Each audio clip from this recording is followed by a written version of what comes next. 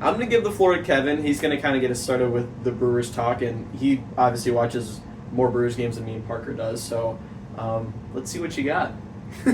Okay, open floor. I mean, it's probably, if you're keeping up at all, it's definitely no surprise that the Brewers have been playing hot. I mean, they've been playing hot.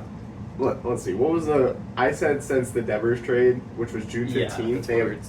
You could pick a lot of points to start, but they've had pretty much the best record in baseball for a month and a half now. I mean, you're talking about a team that is playing Brewers ball to pretty much the best that they possibly can. You know, everyone talks about Brewers ball and just that kind of scrappy, plucky attitude, and it's paying off, like, big time. They've had a lot of games with over 5 runs scored. You watch these games, and it makes sense. Everything's clicking. Everyone is doing their part. Like, from top to bottom, you're seeing so much production.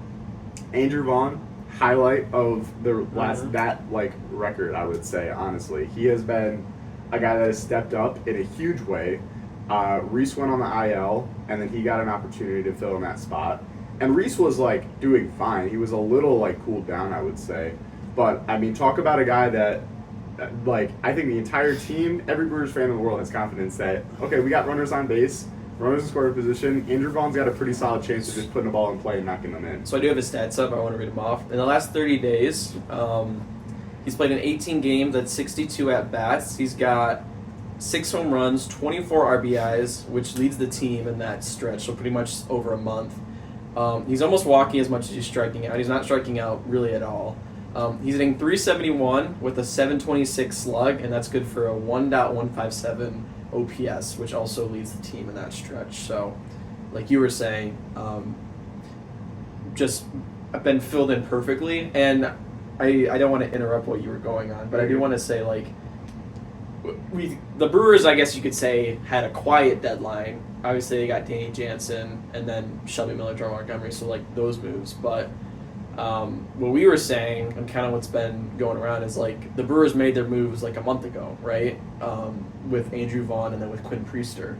And Priester's another guy we should talk about where the Brewers have had a couple injuries to rotation. Cortez went down early. Woodruff is still kind of working his way back. And then a couple weird in-betweens with AAA between Chad Patrick. Obviously had Mizorowski come out. But still, they needed, another arm would never hurt. And especially, and I think Priester was a pleasant surprise for the Brewers this whole season, especially when they did the combo with him and DL Hall where he would open and Priester comes in. Priester's having double-digit strikeout outings. And so, to me, it's the Brewers had a quiet deadline, but they made their moves well before, and they were really, really good moves. That's, really been helping them. And the fact that they were able to do that, they gave there was a 1-for-1 for Savali to the White Sox, and then Priester, I think it was a prospect and another guy to be named later, I want to say, to Boston. I think so.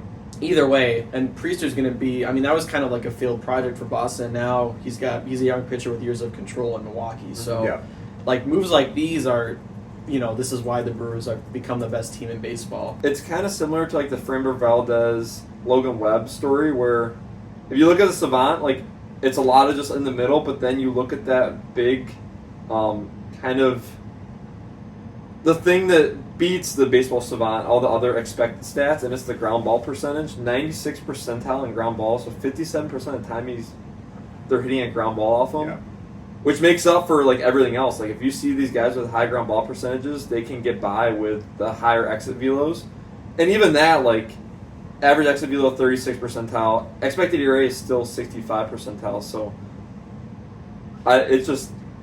it's fun to look at these guys that we didn't really know too much about going in and to see them perform like they are. The other thing I would say on that is, you're talking about quiet deadline. I think if you're a Brewers fan, you're thinking, okay, we have so many pitchers to dump off. Think about all we could get for these guys. But the pitching depth is great. And Mizorowski just went out on 15-day IL. And okay, we got Logan Henderson chilling in AAA. He can come out literally Henderson is better. Obviously it's gonna suck not having Mizorowski around, but limit the innings a little bit. We were joking around that it's just the phantom IL. But we have plenty of great pitchers that are just sitting in AAA. It's not losing Mizorowski all of a sudden. Oh no, we're done. And Woodruff has been probably as best as anyone has ever seen him. He's 3-0 since coming back. He's had plenty He's of great really outings. Like, he has been. So, you look at Peralta, Woodruff, both of them Brewers guys for a solid time, and then you got all these young guys. And kind of the same thing with the offense, too, now. I mean, Yelich, he's kind of that veteran anchor. Contreras hasn't even been playing the best, but he's been there long enough. So I do want to. He's actually really been improving. Yeah. The same graph last 30 days. 323 average, 855 OPS. And a couple other guys I want to list off. Isaac Collins, if you don't know who that is, I would look him up. He's batting 310 in the last 30 days with a 789 OPS, and his numbers on the whole year are actually very solid too. I didn't say. Durbin's been playing well. That's what they got from the Yankees in the Devin Williams deal. Blake Perkins is back. He's been hitting well, which is, I mean, his defense is obviously the number one there, but if you can get anything out of that bat, that's just a plus. And then Frelick, when he's been healthy, he's been really good too. Yep. So, and I think it was, actually I was looking at the Tigers graphics, this doesn't apply, but the Brewers fall into the same category to me with the Tigers where, like, obviously you guys have your stars, and so do the Tigers, but I'm more saying, like, you really see lineup depth with these two teams where there's not really going to be any player you find that has a super low OPS, and they, like, the Brewers play a little bit of a different style of baseball than the Tigers do, obviously, but I guess my point is it's not always gonna be an easy at bat when you're Right. facing these teams. You're always gonna have competitive ABs no matter who's at the plate. And I think that's something that's very valuable for both of these teams. But the Brewers definitely, I think, lean to that style of baseball more, and you're seeing how good that can be. Yeah. I'm looking at it right now, and I talk to Kevin about this all the time with, like, players that are just sitting in the 700 OPS. Like, they're not going to hurt you, but they're all just above average, and like, there's no, like, you can't take any time off when you're facing that lineup.